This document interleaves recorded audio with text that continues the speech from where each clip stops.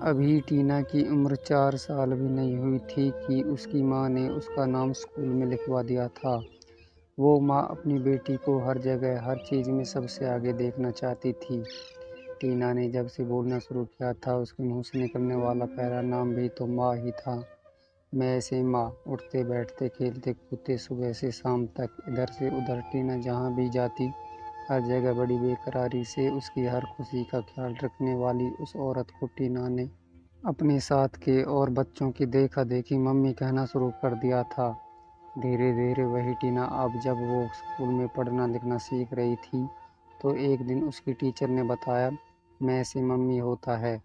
उस दिन उसने घर लौटते ही ये बात अपनी मम्मी को बताई और पूरा दिन जिससे भी मिली उसे यही बताती रही कि मैं से मम्मी होता है।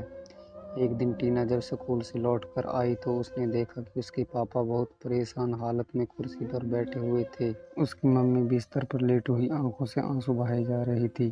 टीना को देखते ही मम्मी ने उसे अपने गले से चिपका लिया और ज़ोर ज़ोर से कहने लगी, मैं तुम्हें छोड़कर नहीं जाऊंगी, कहीं नहीं जाऊंगी, कभी नहीं जाऊंगी। मम्मी ऐसा क्यों बोल रही थी, किस लिए बोल रही थी, टीना की समझ में कुछ नहीं आया। पर मम्मी ने उस वक्त जो भी किया, पल भर को टीना की आंखों में भी आंसू आ ही गई। फिर एक दिन जब टीना स्कूल से लौटकर घर आई तो उस दिन उसके घर पर बहुत भीड़ लगी हुई थी। उसके पापा एक कोने में बैठकर रो रहे थे। घर पर जिन लोगों ने भीड़ लगा रखी थी सभी की आंखों में आंसू थे। टीना को देखते ही हर कोई उसे गले से चिपटा कर खूब प्यार कर रहा था। वहाँ टीना ने देखा कि पिछले कई दिनों से लगातार बिस्तर पर लेटी उसकी मम्मी को सब लोगों ने मिलकर जमीन पर लिटा दिया। उनकी आंखों को बंद करके उन पर सफ़ेद चादर ओढ़ा दी। थोड़ी देर बाद कुछ लोगों ने मिलकर टीना की मम्मी को चारों तरफ से सफ़ेद चादर से बांध दिया और कंधों के ऊपर उठा लिया। फिर थोड़ी दूर एक जगह पर जाकर मम्मी को लकड़ियों के ढेर पर रखकर आग लगा दी गई। टीना हाथ पटक पटक कर पापा नाम के उस आदमी की गोद से उतरने की कोशिश करते हुए लगातार चिल्लाती रही कि आग से उसकी मम्मी को दर्द होगा, उसे कोई वहाँ से हटा ले। पर किसी ने उसकी एक न सुनी।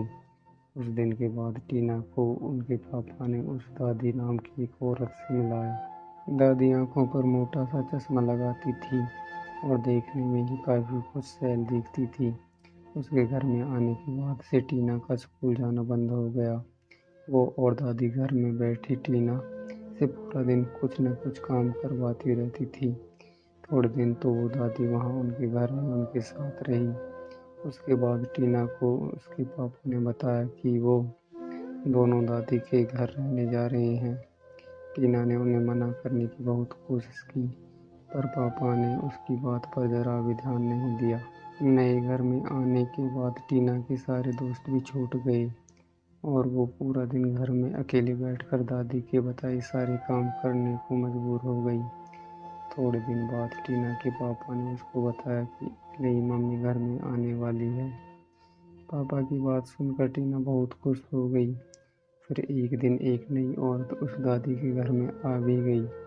वो देखने में बहुत सुंदर लगती थी और वो हमेशा टीना के पापा के साथ ही रहती थी।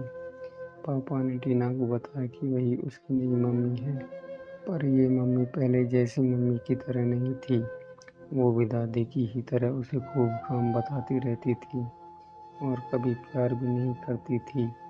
हाँ, कभी कभी जब पापा कमरे में होते थे तो जाने क्यों वो टीना को अपने बगल में बिठा लेती थी और खूब दुलारती भी थी। पर बाकी पूरा दिन वो टीना को बस डांटती ही रहती थी। एक दिन टीना ने ये बात अपने पापा को बताई तो अगले दिन जाने क्यों उसने मम्मी ने टीना को एक छड़ी से बहुत मारा। उसने मम्मी ने उसे पूरा दिन खाना भी नहीं दिया। थोड़े दिनों के बाद एक दिन वो मम्मी कहीं बाहर से जब घर लौट कर आई तो उसकी गोद में एक खिलौना था, आवाज़ करने रोने गाने वाला खिलौना। जब से वो घर में आया था सभी केवल उसी से खेलते रहते, पर वो मम्मी टीना को कभी उस खिलौने से खेलने नहीं देती थी और टीना को कोई पूछता भी नहीं था।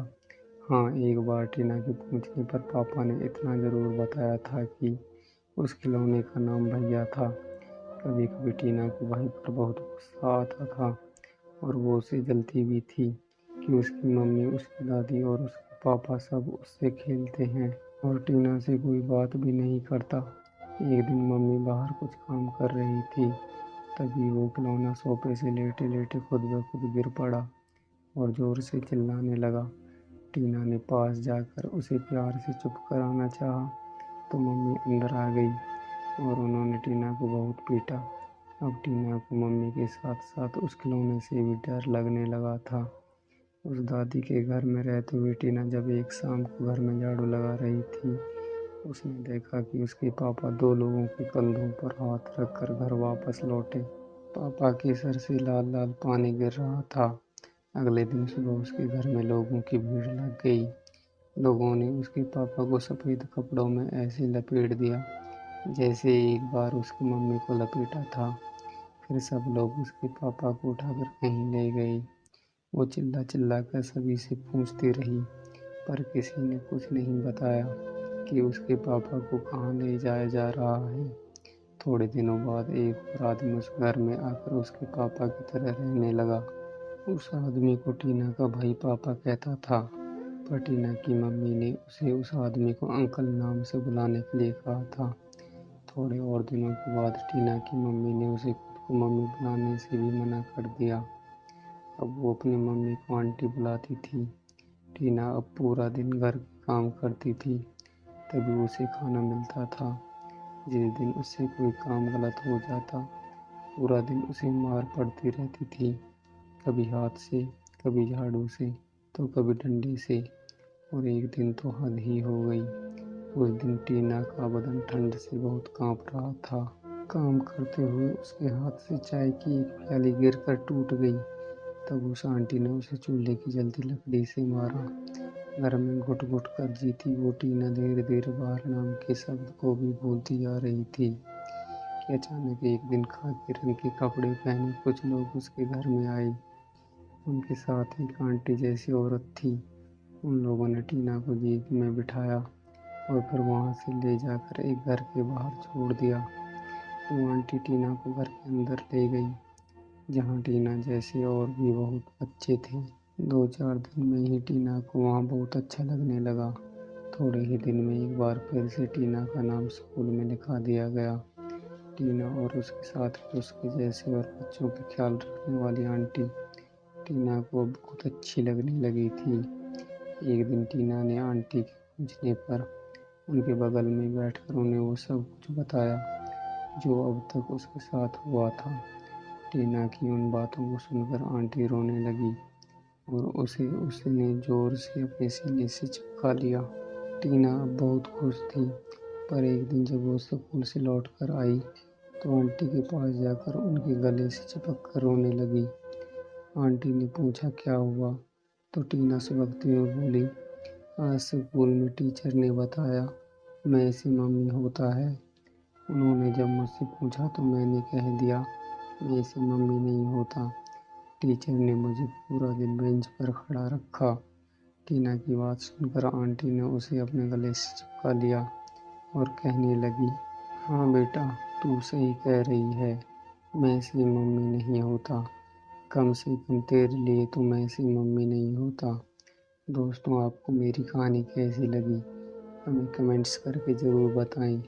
अगर आपको हमारी ये कहानी अच्छी लगी है तो प्लीज़ हमारे चैनल को सब्सक्राइब कर दें और ऑल बेल नोटिफिकेशन को प्रेस कर दें, जिससे हमारी आने वाली वीडियोस आप तक पहुंच सकें और हमारा सहयोग करें। धन्यवाद।